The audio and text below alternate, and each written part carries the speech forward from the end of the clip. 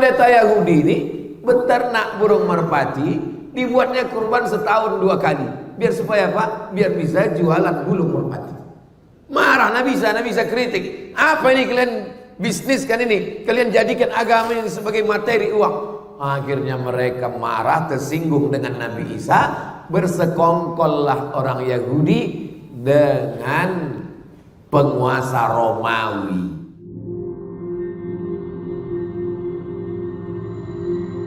Sekarang bagaimana dengan perlakuan mereka kepada Nabi Isa?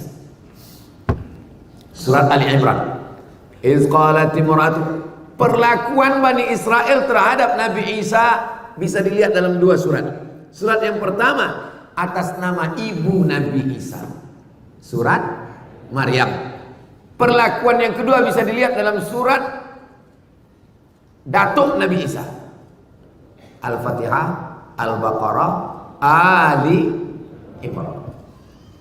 Idh qalat imra'atu Imran. Ingatlah ketika istri Imran berkata, Rabbi inni nazartu laka ma fi batni. Aku bernazar, anak yang ada dalam perutku ini kalau lahir nanti akan aku jadikan dia muharrara.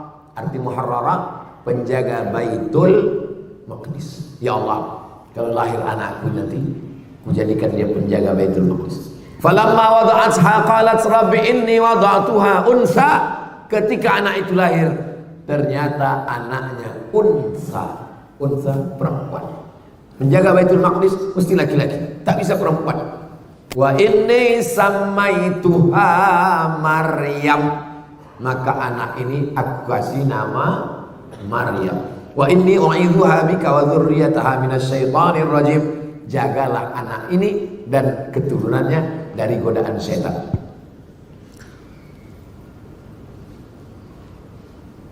Inni samaituha Maryam wa inni u'idzuha bika wa dzurriyyataha minasyaitonir rajim. Fataqabbalaha rabbuha biqabulin hasanin wa ambataha nabatan hasana. Fakaffalaha Zakaria.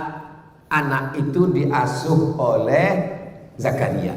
Karena Imran meninggal, Maryam anak yatim dijaga oleh Zakaria. Diletakkan satu tempat namanya mihrab. Kullama dakhala 'alaiha Zakaria al-mihrab. Setiap kali Zakaria masuk ke dalam mihrab, wajada indaha rizqa. Ditengoknya banyak buah-buahan, makanan. Musim dingin, musim panas, ada makanan khusus. Nabi Zakaria heran. Ya Maryamu anna laki hadza. Wahai Maryam, dari mana kau dapat makanan ini? Qalat, Maryam berkata, innallaha yarzuqu man yasha'u bighairi hisab. Allah kalau sudah mau memberi rezeki, tak ada yang bisa menduga-duganya. Ini datang dari Allah. Allah sudah mengkhususkan Maryam dari sejak dalam kandungan ibunya. Lalu kemudian Allah kirim malaikat Jibril. Arsalna ilaiha ruhana. Kami kirimkan malaikat Jibril kepada Maryam. Fatamatsala laha basharan sawiyya. Dia dalam bentuk basharan, manusia, sawiyya, yang sempurna, ganteng. Macam mana anak muda yang di Batam ini. Begitu cara menguji orangnya biar tahan dia dengan ceramah lama walaupun belum sarapan.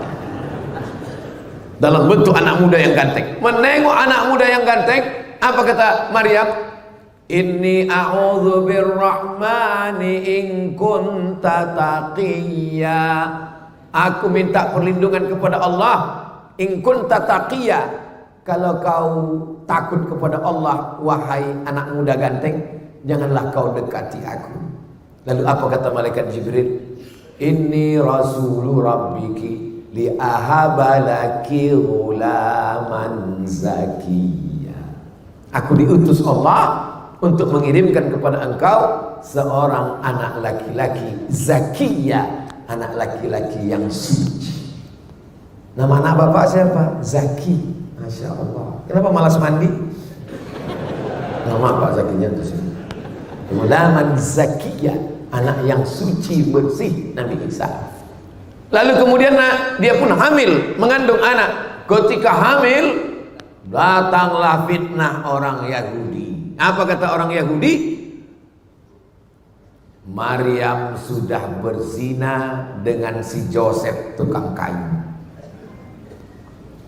Orang Yahudi menuduh Maryam berzina, berarti Nabi Isa anak zina. Siapa yang membersihkan tuduhan itu dalam sejarah? Islam. Jadi kalau kalian sekarang membela-bela Zionis Israel, maka sesungguhnya yang membebaskan, membela Nabi Isa dari tuduhan anak zina, Maryam dibersihkan dari lakuan zina, itu yang membersihkannya adalah Nabi Muhammad sallallahu alaihi wasallam lewat dua surat, surat Maryam dan surat Ali Imran. Seandainya Quran itu buatan Nabi Muhammad, pasti dibuatnya surat Fatimah, surat Aminah, surat Khadijah, surat Aisyah, surat Abdul Muttalib. Tak ada nama surat datuknya, tak ada nama surat ibunya. Yang ada nama surat ibunya Nabi Isa dan datuknya Nabi Isa. Itu menunjukkan kedatangan dia adalah utusan Allah untuk membersihkan tuduhan-tuduhan. Apa kata Yahudi menuduh Maryam? Makana abuki mara'a sau'in, ayahmu bukan penjahat. Wa makanat ummuki baghiya, ibumu bukan baghiya WTS.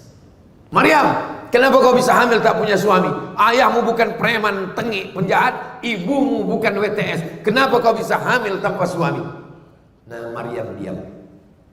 Wa asyarat ilaih, dia hanya menunjuk bayinya Isa yang baru lahir, ditunjuknya gitu.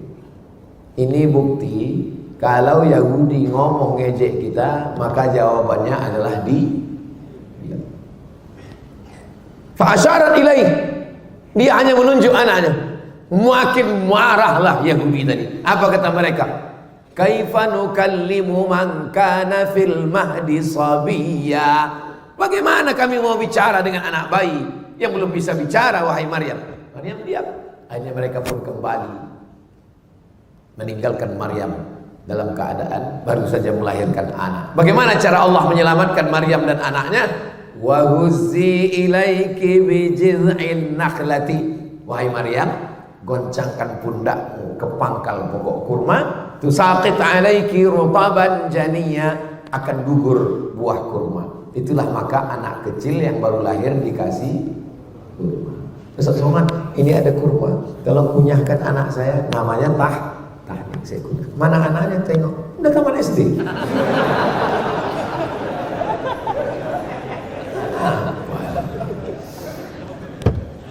Nah, sampai mana tadi? Itu lupa pula gara-gara anak SD minta tahnik tadi. Begitulah perlakuan mereka.